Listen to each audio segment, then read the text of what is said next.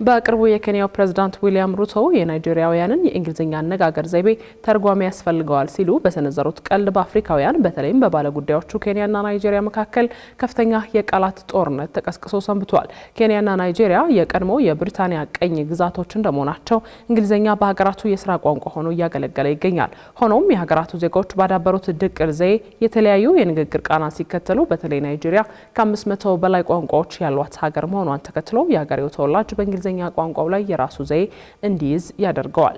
የፕሬዝዳንቱ ንግግር ተከትሎ በርካታ ምላሾች ተሰጥተዋል።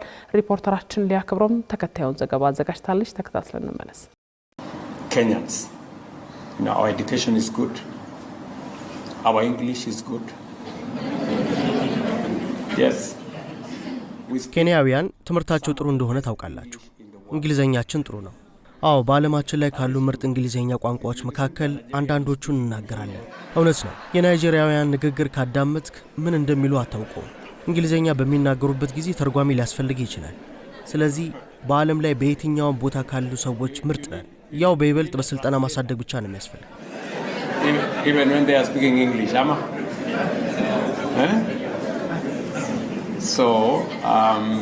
So we've some of the best human capital anywhere in the world, and we just need to sharpen it. ባሳለፍነው ሳምንት በበርካታ ማህበራዊ ሚዲያዎች መነጋገሪያ የነበረው ይህ የኬንያው ፕሬዝዳንት ንግግር በርካታ ምላሾችን ሲያስተናግድ ተስተውሏል። የኬንያው ፕሬዝዳንት ዊሊያም ሩቶ ናይጄሪያውያን እንግሊዝኛ አይችሉም፣ ቢናገሩም ለመረዳት አስቸጋሪ ነው፣ ተርጓሚ ያስፈልገዋል ማለታቸውን ተከትሎ ናይጄሪያውያንን ጨምሮ ሌሎች አካላት ምላሾችን ሲሰጡ ተደምጠዋል። ፕሬዝዳንቱ በጣሊያን ለሚኖሩ ኬንያውያን ንግግር ሲያደርጉ አንድ ናይጄሪያዊ ሲናገር ካዳመጥክ ምን እንደሚል አታውቅም ያሉ ሲሆን ንግግራቸውን በርካታ አፍሪካውያን በየነ መረብ ተችተዋል። የኬንያ መሪ የአፍሪካን ሀገር አዋርደዋል በሚልም ውግዘትን አስተናግደዋል። ታዋቂው የዚምባብዌ ጋዜጠኛ ሆፕዌል ቺኖኖ እንግሊዝኛ የቅኝ ገዥ ቋንቋ እንጂ የማሰብ ችሎታ የአቅም ወይም የሀገር እድገት መለኪያ አይደለም ሲል በጽሁፍ ማስፈሩን ቢቢሲ አስነብቧል። ኬንያና ናይጄሪያ የቀድሞ የብሪታንያ ቅኝ ግዛቶች እንደመሆናቸው እንግሊዝኛ በሀገራቱ የስራ ቋንቋ ሆኖ እያገለገለ እንደሆነ ይታወቃል። ሆኖም የሀገራቱ ዜጎች ባዳበሩት ዘዬ የተለያዩ የንግግር መንገዶችን ይከተላሉ።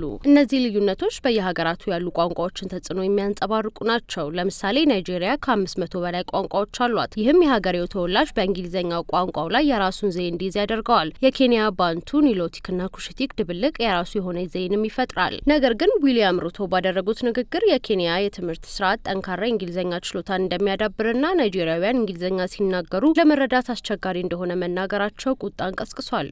በማህበራዊ ሚዲያ ላይ ሰፊ ምላሽ እንዲሰጥበት ያደረገው ይህ ንግግር የኬንያው መሪ በቅኝ ግዛት ላይ የተመሰረተ የበታችነት ስሜትን አሳይተዋል የሚል ትችት ተሰንዝሮባቸዋል። የማህበራዊ ሚዲያ ተጠቃሚዎች ፕሬዝዳንቱ ትኩረትን የሚከፋፍሉ ነገሮችን ትተው ዜጎቻቸው የሚያጋጥሟቸውን አንገብጋቢ ጉዳዮች የኑሮ ውድነትና ስራ አጥነትን በመፍታት ላይ እንዲያተኩሩ አሳስበዋል። በኬንያና በናይጄሪያ መካከል ትኩረት የሚስቡ የበይነ መረብ ነቆራዎች በርካታ ሲሆኑ በተለይ ኤክስ በተሰኘው ገጽ ላይ የሚለዋወጧቸው ኃይለ ቃሎች በብዙዎች ዘንድ ትኩረትን የሚስቡ ናቸው። በተለይም እነዚህ ልውውጦች የሚያጠነጥኑት በኢኮኖሚ ንጽጽር በባህልና በስፖርት ሲሆን ከቅርብ ጊዜ ወዲህ ደግሞ በፖለቲካ አስተያየቶች ላይ መሆኑ የብዙዎችን ቀልብ እየያዘ ይገኛል። በዚህ ወር መጀመሪያ ላይ የናይጄሪያው ፕሬዝዳንት ቦላ ቲኑቡ የነዳጅ ዋጋ ቢጨምርም ናይጄሪያውያን ከኬንያና ከሌሎች የአፍሪካ ሀገራት የተሻሉ ናቸው ማለታቸውን ተከትሎ ከኬንያውያን ተቃውሞ ገጥሟቸው እንደነበር ይታወሳል። ናይጄሪያ ከማንኛውም የአፍሪካ ሀገር የበለጠ እንግሊዝኛ ተናጋሪዎች እንዳሏት የሚገልጸው የቢቢሲ ዘገባ ከጊዜ በኋላ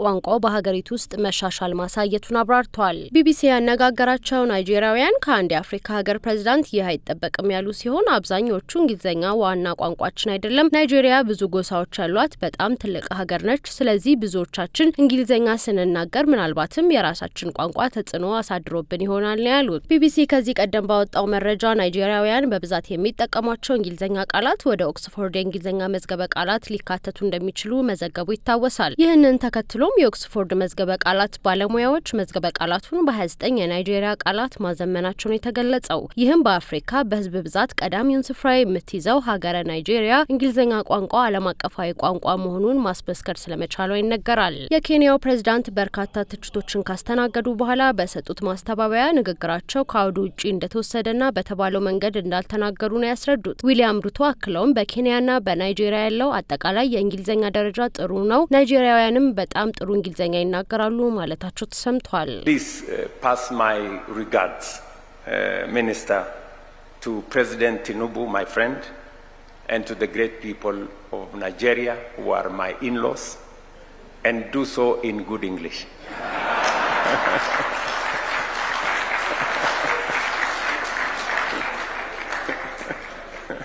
The facts are that I was talking about how we in Africa speak very good English, all of us.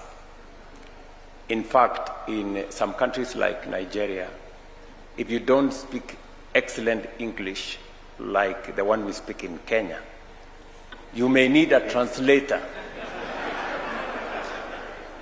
for you to understand the excellent English of Nigeria.